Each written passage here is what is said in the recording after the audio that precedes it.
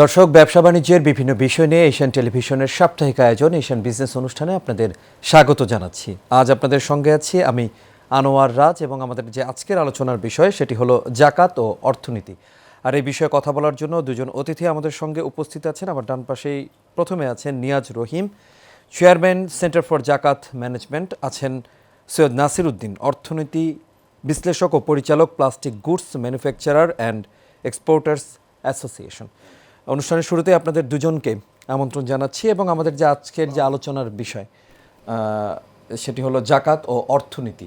তো আমি শুরুতেই নিয়াজ রহিম আপনার কাছে আসতে চাই। অনুষ্ঠিত হলো যেই চতুর্দশ জাকাত ফেয়ার 2026 এবং এটির প্রতিপাদ্য ছিল ইনসাফ প্রতিষ্ঠায় জাকাত। আয়োজন করেছিল centre for Zakat management CZM। তো এই ধরনের যে মেলা, সেটির গুরুত্ব তাৎপর্য কিভাবে বিশ্লেষণ করবেন আপনি? শুনুন, আমরা আসসালামু আলাইকুম, আমি ধন্যবাদ জানাচ্ছি আমাকে এখানে আমন্ত্রণ করার জন্য।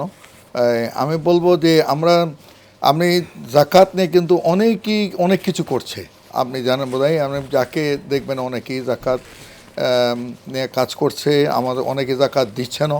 বাট এই জাকাতগুলো কীভাবে কী ইম্প্যাক্ট ক্রিয়েট করছে এটা নিয়ে কেউ চিন্তাও করে নাই, কোনো ধারণাও নাই, কিছু নাই, মানে জাস্ট আমার দেওয়ার জন্য দিচ্ছি।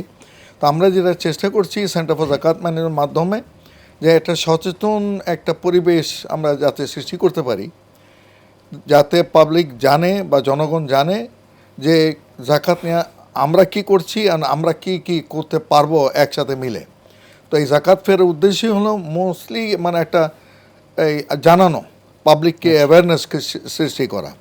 তো এখানে আমরা এবারও অনেকেই প্রায় 25-30টা অর্গানাইজেশন একসাথে আমরা একত্রিত হই। তারা কী করছে এটা একটা ডিসপ্লে করলো, যাতে সবাই জানতে পারে যে এটা কি করছে তাদের নিজস্ব স্থান থেকে। জি, এবার একটু আসতে চাই সৈয়দ নাসির উদ্দিন, আপনি অর্থনীতি বিশ্লেষক এবং পরিচালক, Plastic Goods Manufacturer and Exporters association. জানতে চাইবো, এই যে মেলার কথা বলা হলো, আপনি কিভাবে দেখছেন বিষয়টিকে? এই বিষয়টি বাংলাদেশে, জি, আমি মনে করি শুধু বাংলাদেশে না, বিশ্ব অর্থনীতিতে একটি নতুন এবং একটি যুগান্তকারী চিন্তার সূচনা। আপনি জানেন ইসলামিক ব্যাংকিং, আমরা তো এখন তো একমুখী বিশ্ব হয়ে গেছে, তাই না? একটা মুখী। আগে সমাজবাদ ছিল, এখন পুঁজিবাদ ছিল, এখন তো সমাজবাদ উদাও, সমাজবাদকে নিঃশেষ করে দেওয়া হয়েছে। তাহলে পুরো পৃথিবী কোন দিকে? পুঁজিবাদের দিকে, আমেরিকান অর্থনীতি। তো আমেরিকার অর্থনীতি কিন্তু মানুষের প্রকৃত কল্যাণ সাধিত করতে পারেনি, পুরোপুরি ব্যর্থ হয়েছে। সুদযুক্ত অর্থনীতি দিনের শেষে সবাই বলতে বাধ্য হচ্ছে, সুদযুক্ত অর্থনীতিতে কল্যাণের চেয়ে অকল্যাণ বেশি। আচ্ছা, তাহলে সুদযুক্ত বর্তমান যে বিশ্ব ব্যবস্থা অর্থনীতি, সেখান থেকে বেরিয়ে আসার জন্য একটি বিকল্প অর্থনীতির দরকার। সেটার নাম হচ্ছে ইসলামিক অর্থনীতি, যেটা এখন আমি বলবো ল্যাবরেটরিতে আছে। যদিও বা এটা আজকের থেকে 600 বছর আগে, 1000 বছর আগে একটি সময় কিন্তু এটা চর্চিত হয়ে এসেছিল। হ্যাঁ, খোলাফায়ে রাশেদিনের যুগ, আব্বাসীয় খেলাফতের যুগ, উমাইয়া খেলাফতের শাসনের সময় এটা কিন্তু ব্যাপকভাবে তারা করেছিল। তো আমরা দুর্ভাগ্যজনকভাবে সারা পৃথিবী এখন পুঁজিবাদের মধ্যে যাচ্ছে, যে পুঁজিবাদের মধ্যে অর্থনীতির অনেকগুলো কালো দিক আসছে। একটি কালো দিক হচ্ছে কি, সমস্ত পুঁজি এক জায়গায় কেন্দ্রীভূত হয়ে যাচ্ছে। আপনি নিজেও জানেন, পৃথিবীর তাবৎ সম্পদ তার 4 ভাগের 1 ভাগ 1% লোকের হাতে সঞ্চীভূত, পুঞ্জীভূত। ইলন মাস্কের সম্পদের পরিমাণ কত, বিল গেটসের সম্পদের পরিমাণ, এবং ঠিক আমাদের বাংলাদেশেও আপনি যদি দেখেন, আমাদের বড় বড় বিজনেস হাউসগুলো যদি দেখেন, যে বাংলাদেশে বলা হচ্ছে যে শুধুমাত্র 1% লোকের হাতে কমপক্ষে 35% সম্পদ। এবং আপনি আরও ইন্টারেস্টিং বলি, সবচেয়ে যে নিচের ধাপের যে জনগোষ্ঠী, অর্থনৈতিক জনগোষ্ঠী, যাদের অংশ 50%, তাদের হাতে সম্পদের পরিমাণ হচ্ছে 4 and 4.7 লাইক দিস। অর্থনৈতিক যে পরিসংখ্যান সূচক, অর্থাৎ কি, এই পৃথিবীর এখন সবচেয়ে বড় সমস্যা হচ্ছে কি, পুঁজি বা টাকা কিছু লোকের হাতে, কিছু লোকের পকেটে ঢুকিয়ে গেছে। এটা কল্যাণকর অর্থনীতি, কল্যাণকর সমাজ ব্যবস্থা কোনো দিনও তৈরি করতে পারবে না। এখান থেকে বেরিয়ে আসতে হবে, এর কোনো বিকল্প নেই। এখন এই মডেলটাকে, উনিরা যে মডেলটাকে চাচ্ছে, বড় ভাই যে মডেলটাকে সামনে এগিয়ে নিতে চাচ্ছে, এটা হচ্ছে আমি বলবো অনেকটা এরকম যে ঋত গৌরব ইসলামের অথবা ইসলামিক অর্থনীতির ঋত গৌরবকে সামনের দিকে ফিরিয়ে আনা। উনি সেইটাকে শুরু করেছেন। আমি অবশ্যই ব্যবসায়ী হিসাবে উনিটাকে সাধুবাদ জানাবো, এবং আমি মনে করি প্রকৃত কল্যাণ ইসলামিক অর্থনীতির এই জাকাত ম্যানেজমেন্ট, হ্যাঁ, জাকাতের আপনি যদি বলেন জাকাতের একটি 10টি তাৎপর্য আছে, তার মধ্যে একটি তাৎপর্য বলি, সেম আপনার বাসায় আপনি সোনা রেখে দিলেন। এখন জাকাত কি বলছে যে এই স্বর্ণের উপরে, এই অলস সম্পদের উপরে আপনাকে ট্যাক্স দিতে হবে 2.5%। তার মানে কি আপনি এইভাবে স্বর্ণ রৌপ্য সম্পদ নিজের কাছে কুক্ষিগত করে রাখতে নিরুৎসাহিত করা, না রাখা, সম্পদকে চারিদিকে ছড়িয়ে দেওয়া, decentralisation of money, decentralisation of asset, সুষম বন্টন, these are the very important. আজকে সারা পৃথিবীর কিন্তু তাবৎ সমস্যার একটি বড় অংশ বলছি যে সম্পদ কিছু লোকের হাতে। এক ইলন মাস্ক পুরো বাংলাদেশের অর্থনীতি ক্রয় করতে পারবে। এটা কি আদৌ অর্থনীতির জন্য ভালো? জি, সৈয়দ নাসির, আপনাকে ধন্যবাদ। আমি নিয়াজুর রহিম, এই বিষয়টা একটু কথা বলতে চাই যে সুষম বন্টনের কথা বলা হচ্ছে, তো মুসলিম দেশগুলো বিশেষ করে সৌদি আরবে তো অবশ্যই সরকারিভাবে জাকাতের একটা ব্যবস্থা আছে, কিন্তু বাংলাদেশের মতো আরও যেই সকল মুসলিম কান্ট্রিগুলো আছে, আসলে মুসলমানের সংখ্যা বেশি, তারা কিভাবে আসলে এই সিস্টেমটা চালু করতে পারে? মুসলিমের সংখ্যা বাংলাদেশে তো প্রায় 90 ভাগই বলতে গেলে, বা 80 ভাগ নিশ্চয়ই, কিন্তু জাকাত নিয়ে চিন্তা করছে কতজন, সচেতন কয়জন, আর কতজন অ্যাকচুয়ালি দিচ্ছে। আমরা এই সেন্টার ফর জাকাত ম্যানেজমেন্ট করতে গিয়ে আমি যেটা দেখলাম যে মানে সবাই জাকাত শব্দ শুনেছে, কিন্তু এটার তাৎপর্য জানে না, এটা দিতে হবে, এটার ফরজ ইবাদত, এটা ইমানি ইবাদত, এটা আমরা যদি ফলো না করি আমাদেরকে মুসলমান হিসাবে কিন্তু গণ্য করা যায় না। কিন্তু আমরা জানি জাকাত দিতে হবে, বাট আমরা দিচ্ছি না, মনে করি জাকাত আমার নিজের সম্পদ। জাকাত কিন্তু নিজের সম্পদ না, আমরা অনলি একটা মিডিয়া, আমাদের মাধ্যমে আরেকজনের হক আদায় করছি। প্লাস ইকোনমি, যে উনি যেটা বললেন না, ইসলামিক ইকোনমি শুধু জাকাত না, এই যে জাকাত, তারপরে সাদকা, যে আমরা ডোনেশন CSR বলি, এবং আর ওয়াকফ হলো অ্যাকচুয়ালি এন্ডোমেন্ট। আমরা ইংলিশে ওটাকে এন্ডোমেন্ট বললে আমরা ওটাকে সাধু বাদ দিয়ে আমরা গ্রহণ করি, ওয়াক বললে এটা একটা আরেকভাবে দেখা হয়। It depends in how you are looking at it. আপনি ঢাকা ইউনিভার্সিটি ওয়াকফল্যান্ডের উপরে, আপনি আমেরিকাতে বড় বড় ইউনিভার্সিটি, আইভি লিগের ইউনিভার্সিটি, সবই কিন্তু এন্ডোনমেন্টের উপরে। What is endowment? Is another terminology for waqf, তাই না? বাট ওনারা প্র্যাকটিস করতেছেন, আমরা প্র্যাকটিস করছি না। This is the only difference. আমাদের এখানে ওই সেই অ্যাওয়ারনেসটা বিল্ড করা হয়নি। আমরা সিদেরেমের মানুষ যেটা করছি, এই জাকাত ফেয়ারগুলো করছি, এটা কিন্তু ফান্ড কালেকশনের জন্য না, এটা মোর জানাবার জন্য যে জাকাতের কী কী অ্যাক্টিভিটি হচ্ছে, এটা নিয়ে মানুষের ভিতরে কী পরিবর্তন আসছে।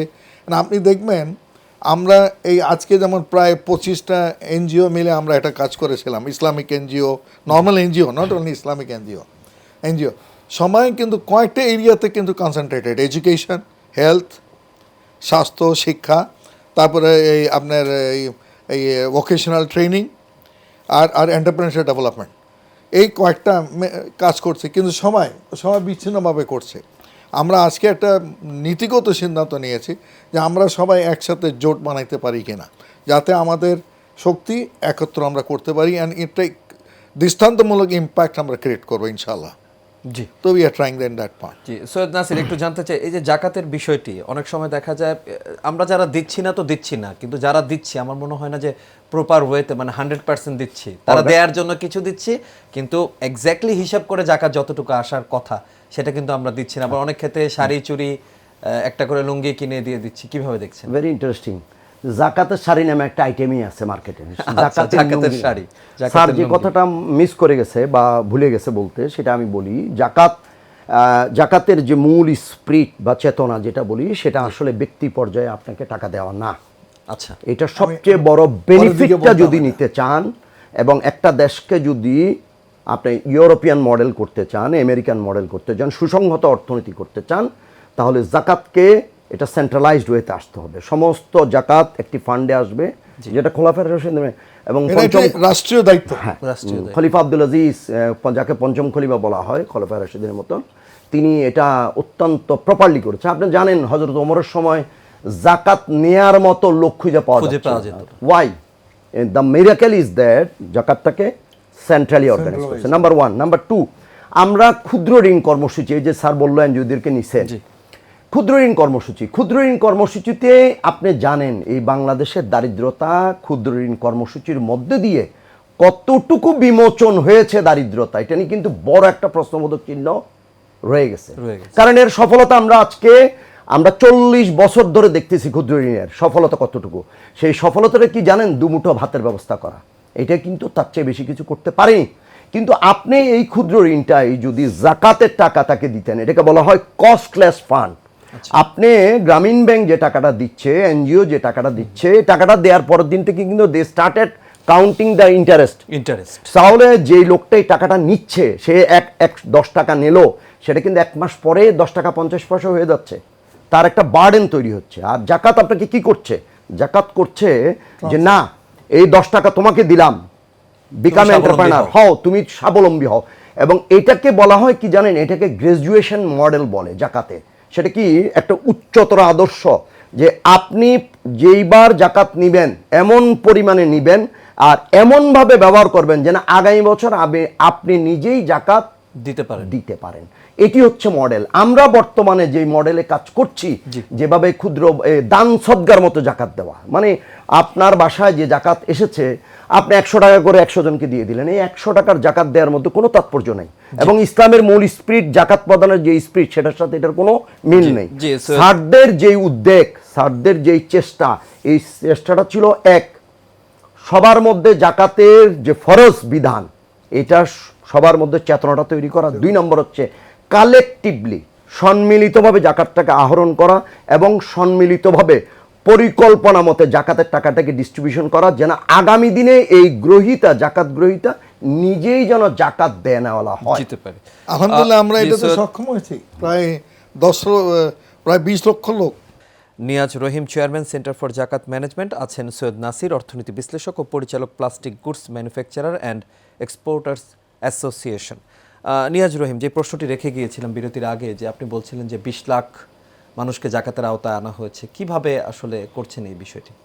আমরা যেটা করেছি, আমাদের তো এই যেটা সূরা তবাতে যেটা আছে 8টা খাত, মানে ওই যেটা আমি বললাম যে আমাদের ফোকাসটা হলো শিক্ষা, স্বাস্থ্য, এগুলি। তো আমাদের কয়েকটা প্রোগ্রাম আমরা ডেভেলপ করেছি। যেমন একটা প্রোগ্রামের নাম দিয়েছি জীবিকা।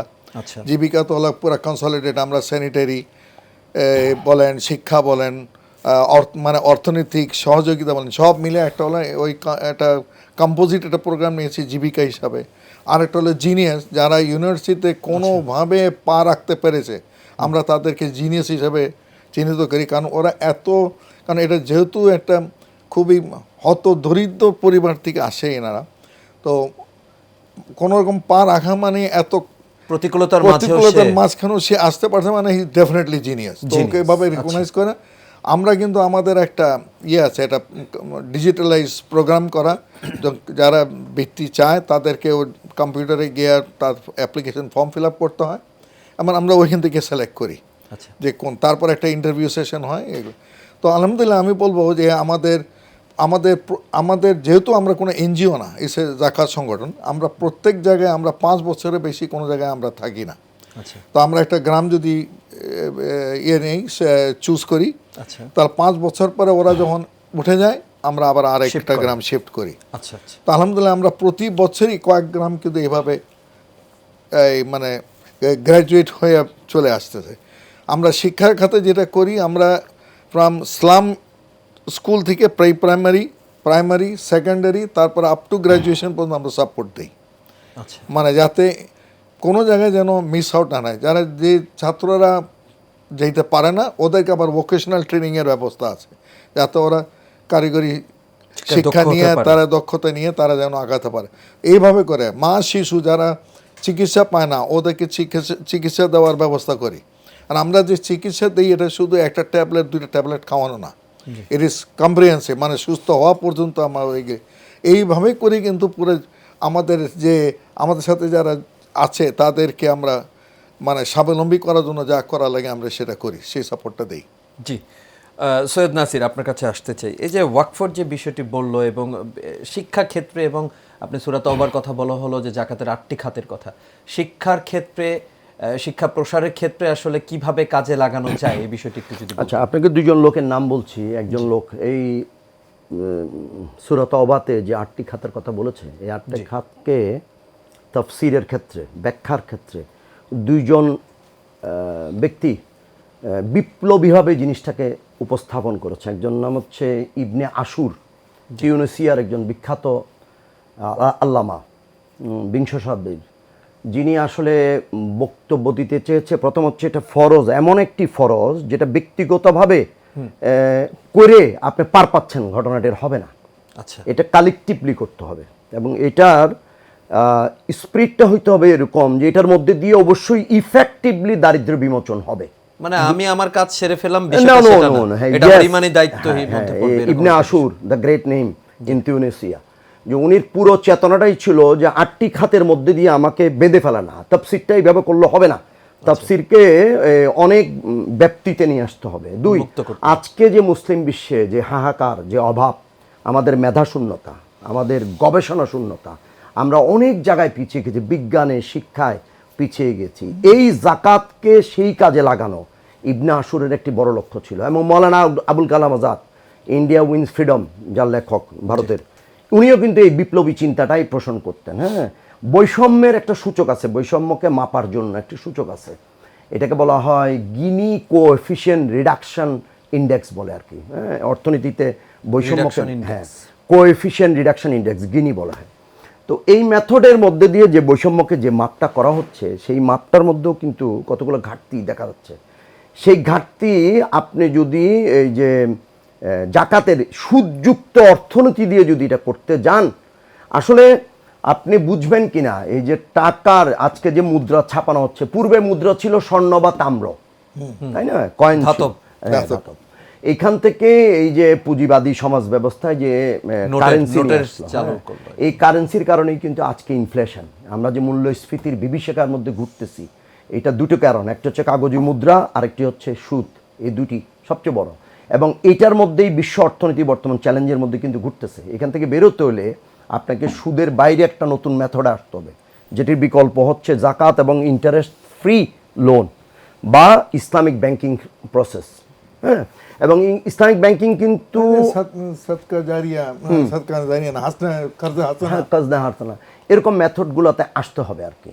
তো এবং আপনাকে আরেকটা জিনিস যেটা প্রথমেই বললাম, যে আসলে এটাকে সেন্ট্রালি ডিস্ট্রিবিউট করতে হবে, যে শিক্ষা খাতে বরাদ্দ। আর আপনি জানেন কিনা জানি না, বাংলাদেশে যদি আমি জাস্ট পরিসংখ্যান দিচ্ছি আপনার বোঝার জন্য সুবিধা, একটা আইডিয়া করতে পারেন, সেটা হচ্ছে ব্যক্তি পর্যায়ে যদি জাকাত আদায় করা যায়, হ্যাঁ, সাদদের centre management, centre for Zakat management, এরা এবং বিশ্ব ব্যাংকের কিছু অংশ মিলে একটা রিসার্চ করেছিল, যেখানে দেখাচ্ছে ব্যক্তি পর্যায়ে যদি বাংলাদেশে জাকাত আদায় করার একটা সুযোগ আছে, সেটা হচ্ছে 25 থেকে 30 হাজার কোটি টাকা। না না, আমি একটু পরিসংখ্যান দিই দুজনের জন্য, যে বর্তমানে যে পরিসংখ্যান 1 লাখ কোটি টাকার জাকাত আদায়ের সম্ভাবনা আচ্ছা, স্যার যেটা বলছে সেটা হচ্ছে ইনস্টিটিউশনাল কর্পোরেট হাউসগুলো সহ যদি আচ্ছা, একসাথে সেক্ষেত্রে আমরা যারা বিজনেস করি, আমার বিজনেস থেকে যদি টোটাল জাকাত টাকা আদায় করা হয়, তাহলে সেটা হবে সম্ভাব্য অ্যামাউন্ট হবে লক্ষাধিক। হ্যাঁ, লক্ষ, হ্যাঁ, লক্ষ সেটা কোটি যদি টাকা। পুরোপুরি ভাবে সেন্ট্রাল ভাবে, এবং যদি সেটা আমাদের ইয়ে করা জিডিপির হয়। কত পার্সেন্ট? সেটা আমাদের জিডিপির প্রায় almost 5%। It's a big amount. বিশাল, এবং আপনি বিশাল। যদি এটাকে আলাদা করে সেগ্রিগেট করেন, জি। যে এই টাকাটা দিয়ে আপনি, জি আরেকটা কারেকশন করি, বলেন। আমি 1 লক্ষ আমরা বলি, সেটা হলো তারা সার্ভে করে বিভিন্ন সোর্স থেকে কালেকশন করে, যারা সোর্সের বাইরে আছে তাদের অ্যামাউন্টটাও তো কম হবে। তাদের এখানে তো নাই, তার মানে ইট উইল বি প্রায় 2 লক্ষ কোটি টাকার বিজনেস উপরে যাবে। হাউসরা, এবং আপনাকে এই সুযোগে আমি একটু প্রিভিলেজ দিতে চাই, আমাদের যে কর কাঠামো, শুল্ক পলিসি, যে আমরা যে ইনকাম ট্যাক্স দিচ্ছি, আমরা যে ভ্যাট দিচ্ছি, এগুলা আমাদের উপর কিন্তু আপনি কেউ কিন্তু স্বতঃস্ফূর্ত ট্যাক্স দিচ্ছে না। খুব খেয়াল করেন, কেউ কিন্তু স্বতঃস্ফূর্ত ইনকাম ট্যাক্স বলেন, ভ্যাট বলেন, আমাদের ইম্পোর্টে কেউ কিন্তু স্বতঃস্ফূর্ত দিচ্ছে না। গভর্নমেন্ট আদায় করতে কষ্ট হয়, কিন্তু জাকাত কিন্তু সবাই স্বতঃস্ফূর্ত দিবে, because this is part of his ইমান, this is part of his religion, practicing as a religion. আপনাকে কিন্তু এটা দিতে হবে। আপনি এই যে মানুষ স্বতঃস্ফূর্ত হয়ে নিজ উদ্যোগে জাকাত দেয়, পুলিশ গিয়ে জাকাত আনছে? নো।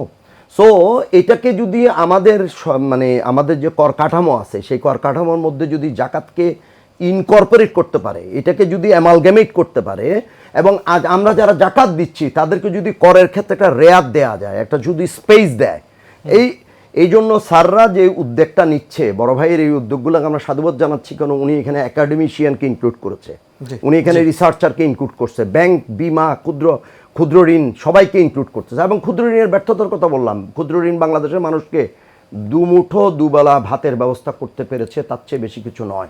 যে ক্ষুদ্র ঋণ এবং জাকাত কিভাবে সমন্বয় করলে আসলে আমরা জাকাতের সুফলটা পাবো আসলে এবং ক্ষুদ্র ঋণ থেকে বেরিয়ে আসবো? ক্ষুদ্র ঋণ আমি যদি বলি, ওই যে বললাম যে আসলে ক্ষুদ্র ঋণের রেট অফ সাকসেস এবং সাস্টেইনেবিলিটি অফ সাকসেস খুব কম। এক্ষেত্রে জাকাত আমাদের জন্য উত্তম। একটি। দুই, Islamic banking system Bangladesh, Malaysia এবং যে সমস্ত দেশে প্র্যাকটিস করছে ইসলামিক ব্যাংকিং, আচ্ছা, সেখানে কিন্তু ভয়াবহ রকমের সফলতা অর্জন করছে। আপনি কি জানেন বাংলাদেশের একটি সময় বাংলাদেশের সবচেয়ে বেশি সঞ্চয়ী ব্যাংক ছিল ইসলামী ব্যাংক, সবচেয়ে বেশি ল্যান্ডিং ব্যাংক ছিল ইসলামী ব্যাংক, সবচেয়ে বেশি প্রফিটেবল ব্যাংক ছিল ইসলামী ব্যাংক। এটা বাংলাদেশে না, এটা মালয়েশিয়াতেও ছিল। আচ্ছা, তো ইসলামিক ব্যাংক এবং ইসলামী ব্যাংকের সফলতার মডেল দেখে স্ট্যান্ডার্ড চার্টার্ড ব্যাংক, যারা ইসলামকে কখনো তাদের দর্শনের মধ্যে আনে না, ফিলোসফিতে নেয় না, তারা পর্যন্ত বাধ্য হয়েছে বাংলাদেশে সাদিক ব্যাংকিং ইসলামিক উইন্ডো চালু করতে। তো ইসলামিক ব্যাংকিং এর যে এই যে একটা সম্ভাবনার দুয়ার ইসলামিক ব্যাংকিং সিস্টেম, আপনাকে বারবার বলছিলাম বিশ্ব এখন একমুখী, একটা শূন্যতা বিরাজ করছে ব্যাপকভাবে অর্থনীতিতে, কারণ পুরো বিশ্ব পুঁজিবাদীর কিন্তু অনেকগুলো খারাপ দিক আছে। তো ইসলাম একটা এটাকে কি বলবো, সমন্বিত অর্থনৈতিক ব্যবস্থা, আমরা এক্সপ্লোর করতে পারতেছি। আমি এখানে বড় ভাইকে ধন্যবাদ দিতে চাচ্ছি, উনি আজকে একাডেমিশিয়ানদেরকে, দুইজন ভাইস চ্যান্সেলর উনি ইনক্লুড করছেন, হোসেন জিল্লুর নাম আমাদের বিশিষ্ট অর্থনীতিবিদ, যারা আসলে পাশ্চাত্য অর্থনীতিতে পড়ালেখা করে আসছেন। উনিরা কিন্তু দেখা হয় নাই চক্ষু মেলিয়া, ঘর হতে শুধু দুপা ফেলিয়া। উনি মুসলিম, কিন্তু উনি ইসলামের অর্থনীতি নিয়ে কখনোই অবকাশ পায় না, চাচ্ছেন এখন আসলে এখন উনিকেও যে ইনক্লুড করছে, তারা যদি চিন্তা করে এই তথাকথিত অর্থনীতির পিছনে বাইরে গিয়ে যদি একটা ব্রেকথ্রো ইকোনমি চালু করা যায়, এবং জাকাত, এই যে ক্ষুদ্র ঋণের সমস্যাটা কোথায়, সে তো everyday he will count the interest. আর জাকাতের মূল বেসিস কি, আপনাকে একটা থোক টাকা দেওয়া হবে, বার্ডেন থাকছে না, হ্যাঁ, এবং যেখানে তার কোনো বার্ডেন নেই, সে স্বাধীনভাবে উদ্যোগ নিতে পারবে।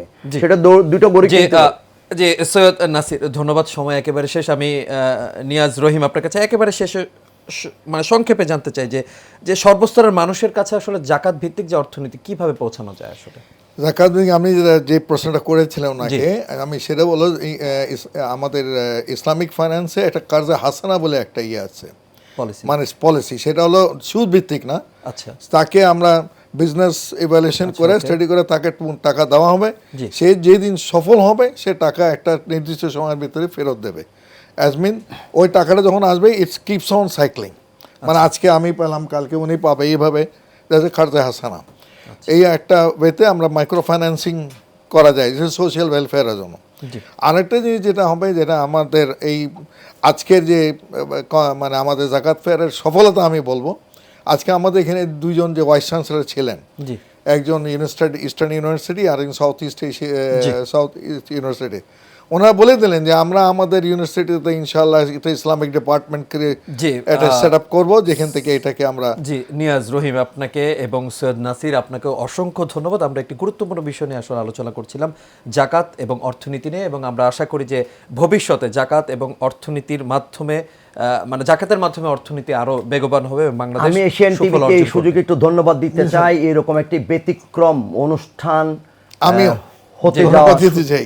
জি, আপনাদের অসংখ্য ধন্যবাদ। দর্শক, আগের পর্বে আবারও দেখা হবে, সেই পর্যন্ত সবাই ভালো থাকুন, সুস্থ থাকুন এবং নিরাপদে থাকুন।